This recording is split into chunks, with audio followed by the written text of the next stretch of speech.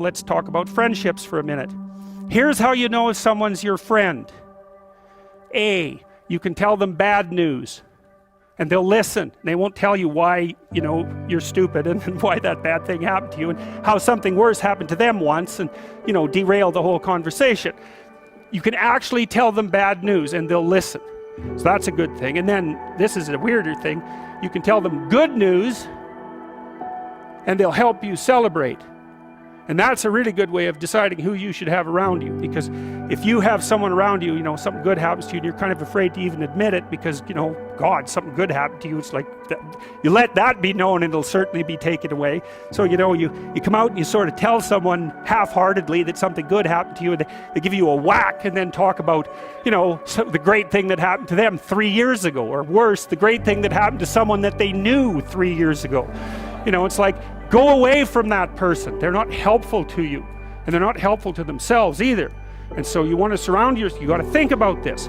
You got to surround yourself with people who want the best for the best part of you. You can hang around with weasels and losers that are trying to pull you down to justify the fact that they're spiraling downhill as well. And you know, the upside of that is you don't have to have any responsibility, and you can all whine about how wretched life is, you know, so that's pretty attractive. But I would say it's also a bad medium to long-term plan. And so it's acceptable and desirable to try to surround yourself with people who are facilitating your development. You know, and you might say, well, I've got people around, I know them well, you know, they're not doing that well, and they don't fit into that category. It's like, what's your point? What are you going to do with them exactly? If they'll listen and cooperate with you and move towards a better future, great. If they don't pay any attention and they keep doing the same damn things over and over and they're not going anywhere and it's painful, then maybe the proper thing to do is say, you just have your misery.